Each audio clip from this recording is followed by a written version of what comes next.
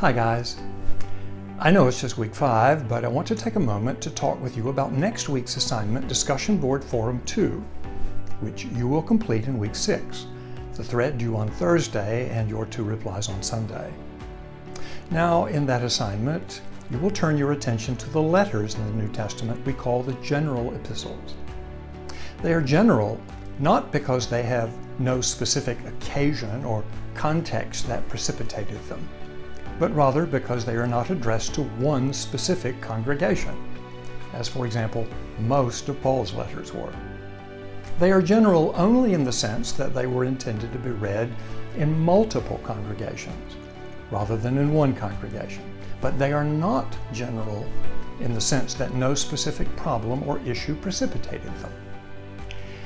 These letters are just as occasional, that is, written to address an occasion or situation in the life of the church, as any letter Paul wrote. Your task in this discussion board is to choose one of the general epistles and then do a close reading of the letter with an eye to isolating and identifying the situation that is being addressed in the letter. More specifically, what is the problem or issue that caused the letter to be written and which it is meant to address? Now, you have to read closely and carefully to discover that, because both the writer and readers already know the situation or the problem. Hence, there's no reason for the author to rehearse it in his letter. You don't have to say what everybody already knows. You, on the other hand, will have to discover the problem or issue by reading the letter closely and then looking for clues in the language and images of the letter that give hints as to the problem or situation the letter is intended to address. Let me give you an example. The life situation of 1 Peter is reflected both in the language used, aliens, sojourners, pilgrims, as well as the letter's tone and tenor, trials, difficulties, hardships, social ostracism, persecution. The best understanding of the letter is that it stands between the situation of the early Christians during Paul's ministry and that of believers who are addressed in the book of Revelation. When Paul writes in the mid-50s, the Romans, who control the Mediterranean basin, do not really understand the difference between Jews and Christians. That is evidenced by the fact that, according to Suetonius in his Lives of the Caesars, Emperor Claudius in AD 49 issued a decree, the Claudian Edict, expelling all Jews from the city of Rome because it seems they were arguing among themselves over a certain Christus. This was most likely a corruption of the Greek word Christos, Messiah. Claudius and Suetonius, having no idea who Christos was, misunderstood the title, taking it for a proper name, Christus.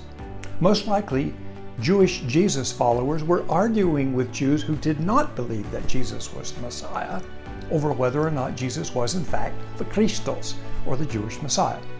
Claudius, neither understanding the debate nor caring, apparently got tired of the internecine squabble and expelled the whole lot of them from the city of Rome. This is why and how Aquila and Priscilla came to be in Corinth when Paul arrived there in the mid-50s. See Acts chapter 18. The point is that Claudius, the Roman emperor in the late 40s, doesn't know the difference between Jews and Christians. Apparently, Jewish Jesus followers still being recognized at that point as Jews, rather than adherents of a wholly new religion, Christianity. However, when Nero comes to power in the mid-60s, things have changed. He singles out Christians, not Jews, for persecution in Rome, blaming them for the burning of the city. Peter, writing from Rome in the mid-60s under Nero's reign, is witnessing firsthand the persecution of Christians in Rome. He writes to Christians in Anatolia, Asia Minor, modern-day Turkey, that even though the persecution of Christians in Asia Minor, Pontus, Galatia, Cappadocia, Bithynia, has so far only taken the form of social ostracism, see 1 Peter 2, the fiery ordeal, pyrosis, is his word from which we get our word pyre, as in funeral pyre, is on its way. That is, he expects the overt persecution of Christians now taking place in Rome to spread to Christians in Asia Minor as well. So in the meantime, Peter writes to these Christians in Asia Minor both to warn them about the coming pyrosis, fiery ordeal, and to encourage them to conduct themselves as peaceably as possible with their pagan neighbors. This is not in order to get along, go along, but rather remember who you are and whose you are. Behave accordingly. Even though you are in the world, you are not of the world. You are a pilgrim people. Don't you forget it. Now, the book of Revelation, written during the reign of Emperor Domitian in the 90s, proves that Peter was right. Revelation was written to the very same churches to which 1 Peter was addressed. Only now the social ostracism has become all-out persecution, even to the point of martyrdom. See Revelation chapter 2. Against this backdrop, the letter of 1 Peter comes alive and hits home.